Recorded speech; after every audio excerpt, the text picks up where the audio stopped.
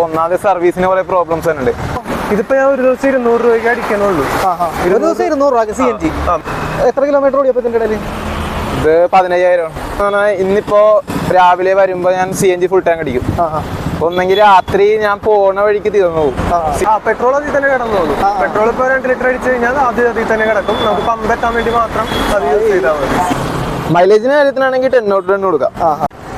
Hello friends, അപ്പോൾ നമ്മൾ ഇന്ന് സ്ട്രീറ്റ് റിവ്യൂ ചെയ്യാൻ പോകുന്നത് ബജാജിൻ്റെ CNG ബൈക്കായ ഫ്രീഡോണ്. അപ്പോൾ ഒരുപാട് ഡെലിവറി ബോയ്സ്, അതായത് ഡെലിവറി മേഖലയിൽ വർക്ക് ചെയ്യുന്നവർ, സ്വിഗ്ഗി, സൊമാറ്റോ, പോർട്ടർ തുടങ്ങിയ മേഖലകളിൽ വർക്ക് ചെയ്യുന്നവർ ഒരുപാട് ഈ വണ്ടി എടുക്കുന്നതായിട്ട് ശ്രദ്ധയപ്പെട്ട് കൂടുതൽ EV-കളാണ് എടുക്കുന്നത്. അതിൻ്റെ ഒപ്പം തന്നെ ഈ പറയുന്ന CNG ബൈക്കും ഒരുപാട് ആളുകൾ എടുക്കുന്നതായിട്ട് ശ്രദ്ധയപ്പെട്ട്. അപ്പോൾ അവരോടാണ് നമ്മൾ ഇന്ന് റിവ്യൂ ചെയ്യാൻ പോകുന്നത്. കാരണം നമ്മൾ സാധാരണ ഒരാളുടെ അടുത്ത് ചോദിച്ചു കഴിഞ്ഞിട്ടുണ്ടെന്നുണ്ടെങ്കിൽ അയാൾ വണ്ടി ഉപയോഗിക്കുന്നത് ജസ്റ്റ് ഒന്ന് ട്രാവൽ ചെയ്യാൻ വേണ്ടി മാത്രമായിരിക്കും. പക്ഷേ ഈ മേഖലയിലുള്ളവർ വണ്ടി എടുക്കുക എന്ന് പറഞ്ഞിട്ടുണ്ടെങ്കിൽ അവരുടെ ഒരു ദിവസത്തിൻ്റെ കൂടുതൽ സമയം ഇവർ ട്രാവലിങ് ഈ വണ്ടി തന്നെ ആയിരിക്കും ഇവർ ചിലവഴിക്കുന്നത്.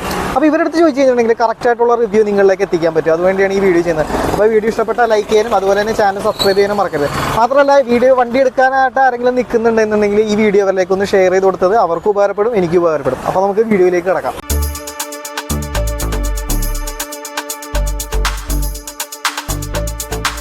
ഓക്കെ ബ്രോ, പേരെങ്ങനെയായിരുന്നു? സ്വിദിൻ. ബ്രോ ഇപ്പോൾ എത്ര നാളായി സ്വിഗ്ഗി ഓടുന്നത്? സ്വിഗ്ഗി ഓടുന്നുണ്ട് 2 വർഷം. 2 വർഷമല്ലേ? ഓക്കെ. സ്ഥിരമില്ലായിരുന്നു, ഇപ്പോഴായിട്ടാ സ്ഥിരമായി. ഇപ്പൊ സ്ഥിരം. നേരത്തെ പാർട്ട് ടൈം ആയിട്ടാണ് ചെയ്തോണ്ടിരുന്നത്? പാർട്ട് ടൈം അല്ല, ഞാൻ പഠിച്ചുകൊണ്ടിരുന്നോണ്ട് ഞാൻ നാട്ടിൽ വരുമ്പോ മാത്രമായിരുന്നു ഇതിന്. ആണല്ലേ? ഓക്കെ. ഈ ബജാജിന്റെ ഫ്രീഡത്തിലേക്ക് പോയത് CNG തന്നെ. സാധാരണ ഇപ്പൊ ആളുകള് EV ആണ് എടുക്കണത്. അപ്പൊ നമ്മളത് EV എടുക്കാണ്ട് എന്തുകൊണ്ടാണ് ഈ CNG തന്നെ നോക്കിയത്? EV ഇപ്പോ EVയുടെ റേഞ്ച് അനുസരിച്ചായിരിക്കും. ഇപ്പൊ ഒന്നാമത് സർവീസിന് കുറെ പ്രോബ്ലംസ് ഉണ്ട്. ഇപ്പൊ EVയിലേക്ക് പോയി കഴിഞ്ഞാൽ ഞാൻ സർവീസിനും കഷ്ടപ്പെടണം, അതുപോലെ അല്ല ടൈം എടുക്കും. ഇപ്പോ 150 കിലോമീറ്റർ ആയിരിക്കും മിനിമം റേഞ്ചുള്ള വണ്ടികളുടെ റേഞ്ച്. 150 കൊണ്ട് നമുക്ക് ഒന്നാവൂല. ഞാൻ ഒരു ദിവസം 200 കിലോമീറ്റർ ഒക്കെ ഓട്ടം ഉണ്ടല്ലേ? 200 കിലോമീറ്റർ ഓടും. ഈ വണ്ടിയില് ഒരു ദിവസം അടിച്ചാൽ പിറ്റേ ദിവസം രാവിലെ പിന്നെ അടിക്കുള്ളൂ. അപ്പൊ അതിന്റെ മൈലേജ് ഫുള്ള് ഒറ്റ ദിവസം ഞാൻ ഓടിച്ചു തീർക്കും. അപ്പൊ 200 മൈലേജ് ഉള്ള ഒരു EV എടുക്കാൻ നേരത്തെ അതിനനുസരിച്ച് റേറ്റ് ഉണ്ടാവും. ഇത് പോണ്ടോടെ എത്ര? ഇത് 1.15 സംതിങ്. ബേസ് മോഡലാ. Base model. നമുക്ക് അത്യാവശ്യം നമ്മുടെ വർക്കിനൊക്കെ നല്ല രീതിയിൽ അല്ലേ? എനിക്ക് കുഴപ്പമില്ല. എനിക്ക് ഇപ്പൊ എടുത്തിട്ട് എത്ര നാളായെന്ന് പറഞ്ഞാൽ? ഞാൻ ഡിസംബറിലെടുത്ത് പറയുമ്പോൾ ഏകദേശം ഒരു 3-4 മാസമായിട്ടുള്ളൂ. എത്ര കിലോമീറ്റർ ഓടിയപ്പോ ഇതിന്റെ ഇടയിൽ?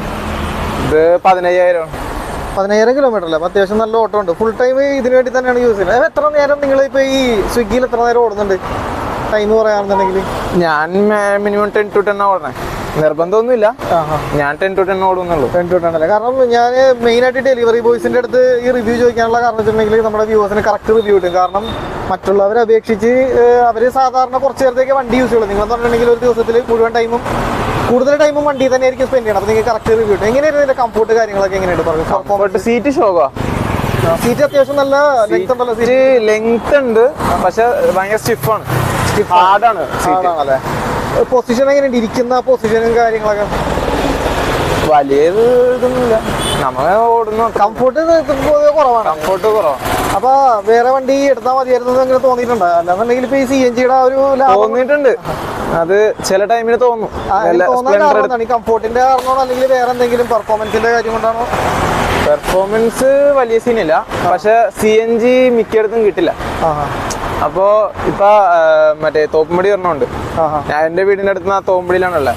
അപ്പൊ അവിടെ കിട്ടിയില്ലെങ്കിൽ ഞാനപ്പോ ഓൺലൈനിൽ വരാൻ ഞാൻ ഇവിടെ വൈറ്റിലെ വന്നല്ലേ? ഇപ്പൊ ഒരു ദിവസം നമുക്ക് എത്ര രൂപ ചെലവുണ്ട് ഇപ്പൊ ഇതിൽ പോകണമെന്നുണ്ടെങ്കിൽ? CNG എത്ര രൂപ അടിക്കും? CNG എത്ര രൂപ നമുക്ക് ഇതിനകത്ത് അടിക്കണം?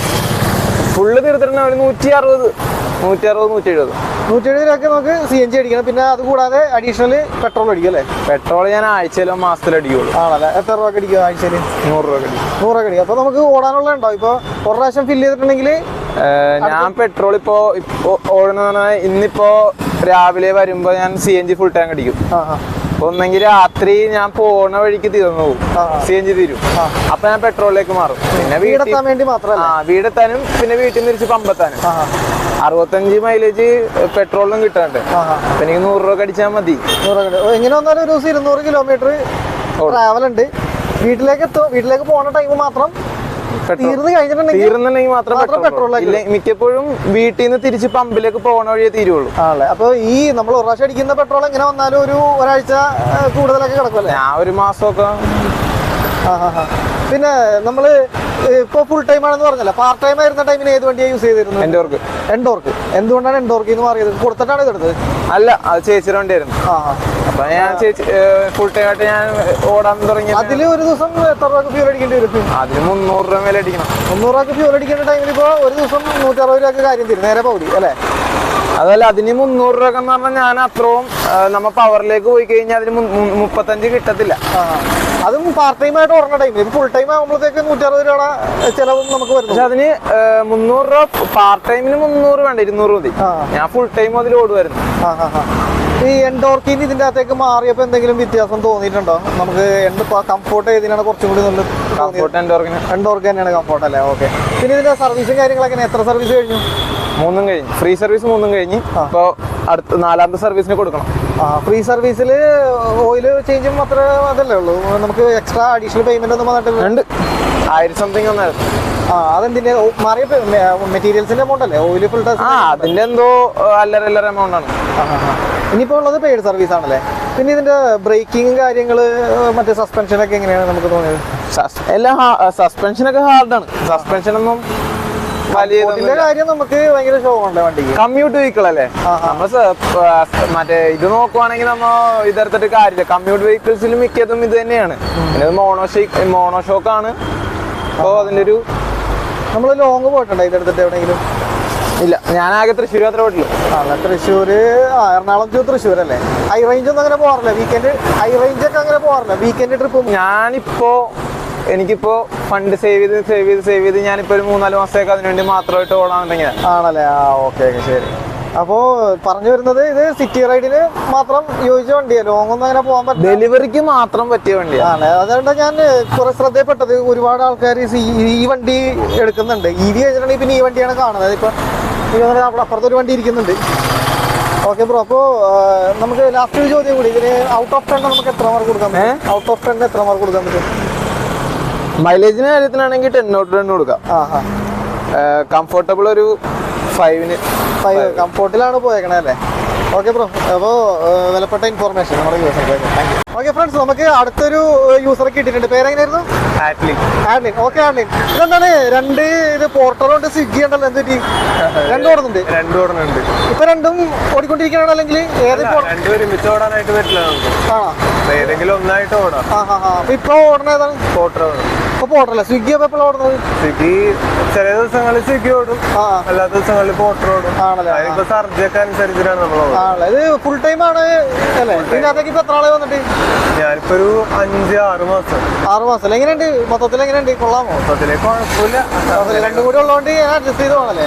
അപ്പൊ ഒരു ദിവസം മുഴുവൻ ഓടും അല്ലേ? ഒരു ദിവസം മൊത്തം ഓടും. രാവിലെ തുടങ്ങിയിട്ട് രാത്രി വരെ ഓടും. രാവിലെ എന്ന് പറയുമ്പോ എത്ര സമയം? ഒരു 8 മണിയൊക്കെ തുടങ്ങിയിട്ട് രാത്രി 12 മണി വരെ. നമുക്കിപ്പോ പൈസ വരെ ആണല്ലേ? ഓക്കെ. അപ്പൊ ഒരു ദിവസം എത്ര കിലോമീറ്റർ ഓടും നമ്മള്? മൊത്തത്തിൽ ഒരു 250 കിലോമീറ്റർ ഓടും അല്ലേ? അപ്പൊ വണ്ടി എടുത്തിട്ട് എത്ര ആളായി? ഇപ്പൊ 3 മാസമായിട്ട്. എങ്ങനെ ഈ വണ്ടിയിലേക്ക് എത്തിപ്പെട്ടത്? എങ്ങനെയാണ്? മൈലേജ് നോക്കിയിട്ടാണ് നമ്മൾ വണ്ടി എടുത്തത്. ആദ്യം പ്ലാറ്റിന CT100 പോലത്തെ വണ്ടി നോക്കിയെങ്കിലും പിന്നെ ഷോറൂമിൽ ചെന്നപ്പോ ഈ വണ്ടി പരിചയപ്പെട്ട് അങ്ങനെ മൈലേജിന്റെ കാര്യങ്ങളും ഫീച്ചേഴ്സ് ഒക്കെ പറഞ്ഞപ്പോ ഈ വണ്ടി തന്നെ എടുക്കാന്ന് വിചാരിച്ചു. ഇതിക്ക് മുമ്പ് യൂസ് ചെയ്ത വണ്ടി ഏതാണ്?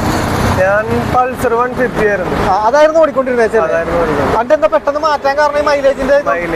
അതിനെത്ര കിട്ടുമായിരുന്നു പണ്ട്? 40 കിട്ടുള്ളൂ. ഏകദേശം ഒരു 10 വർഷമായ വണ്ടിയാണ്. എനിക്ക് എന്റെ 180ക്ക് 50 മേലെ കിട്ടുമായിരുന്നു. ഇതിനിപ്പോ നമുക്ക് എങ്ങനെയാണ് ഇതിന്റെ ഫ്യൂവലിന് കോസ്റ്റ് വരുന്നത്? പൾസർ ആയിരുന്നപ്പോ ഒരു ദിവസം എത്ര കോസ്റ്റ് വരുമായിരുന്നു? പൾസർ ആയിരുന്നപ്പോ എനിക്ക് ഒരു ദിവസം 500 രൂപ അടുത്ത് എന്തായാലും വരും. ആണല്ലേ? 250 കിലോമീറ്റർ ആവറേജ് ഓടാനായിട്ട് 500 അടുത്ത് രൂപ. ഇതിനാണെങ്കിൽ ഇതിപ്പോ ഞാൻ ഒരു ദിവസം 200 രൂപയ്ക്ക് അടിക്കാനുള്ളൂ.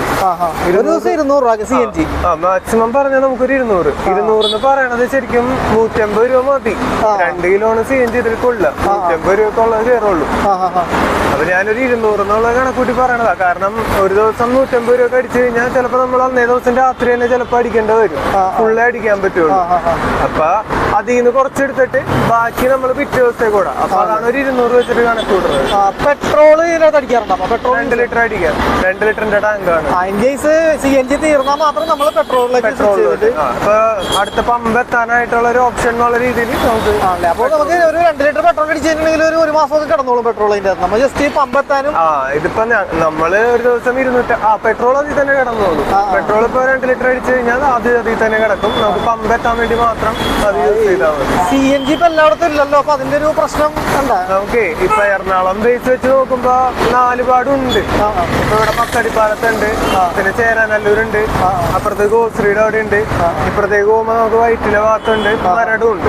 പിന്നെ നോക്കാനായിട്ട് ഒരു ആപ്പും ഉണ്ട്, നമുക്ക് നോക്കറി എന്ന് പറഞ്ഞിട്ടൊരു ആപ്പും ഉണ്ട്. അപ്പൊ അതിനനുസരിച്ചിട്ട് നമുക്ക് അങ്ങനെ പോവാം. അപ്പൊ എന്തായാലും പിന്നെ വണ്ടിയുടെ പെർഫോമൻസ് കാര്യങ്ങളൊക്കെ നമ്മളൊന്നും പറഞ്ഞില്ല. എങ്ങനെയുണ്ട് വണ്ടിയുടെ പെർഫോമൻസ്? പിക്കപ്പ് വണ്ടി അത്യാവശ്യം സ്മൂത്താണ്. വണ്ടി കംഫോർട്ട് ഉണ്ടോ? അതാണ് അറിയണ്ടേ. വണ്ടി ഓടിക്കുമ്പോൾ നല്ല സ്മൂത്താ. എന്നുവെച്ചാൽ വൈബ്രേഷൻസ് കുറവാണ്. വണ്ടി 125 cc ആണെങ്കിലും അതിൻ്റെതായിട്ടുള്ള പിക്കപ്പ് ഉണ്ട്. വേറെ പ്രശ്നങ്ങളൊന്നുമില്ല. മൈലേജ് ആണെങ്കിലും 190 ഫുൾ അടിച്ചു കഴിഞ്ഞാൽ ഒരു 190 200 വരെ എനിക്ക് മാക്സിമം കിട്ടിയിട്ടുണ്ട്. 200 വരെ കിട്ടിയിട്ടുണ്ടല്ലോ.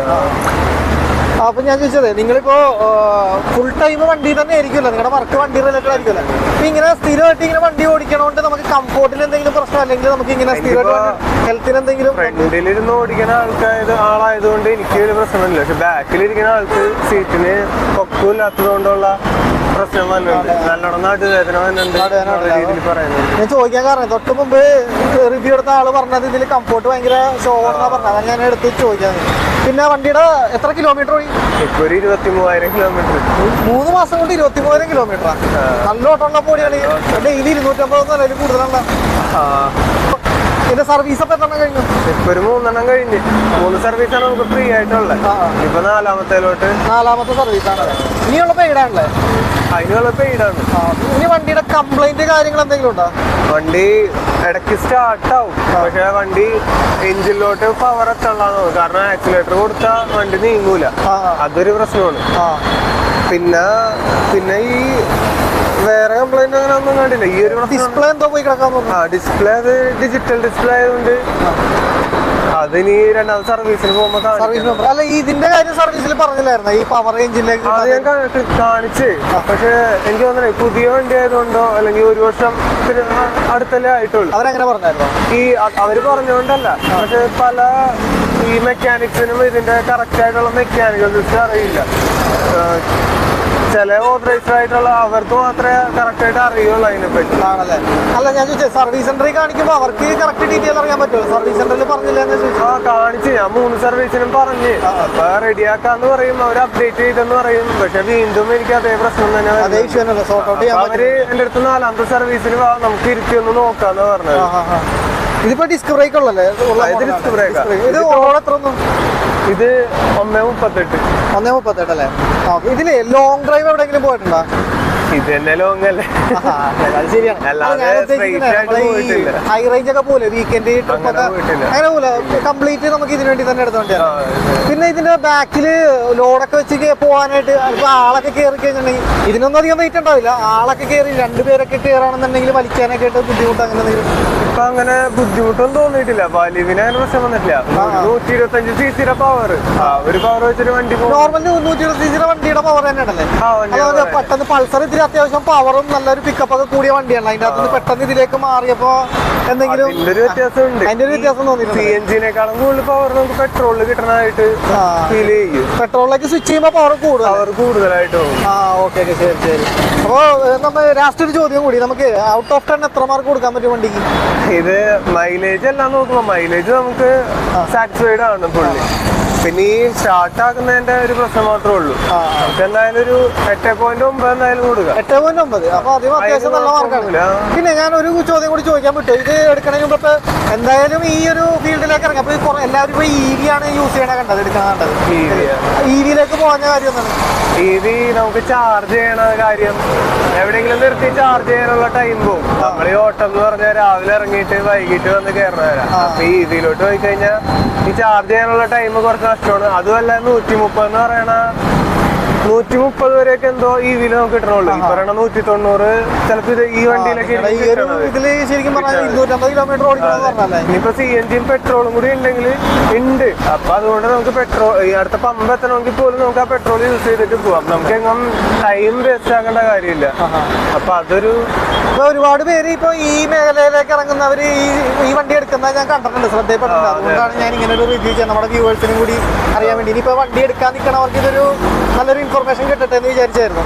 Okay bro, okay. അപ്പോൾ ഇൻഫർമേഷൻ തന്നതിന് വലിയ ഉപകാരം. Thank U.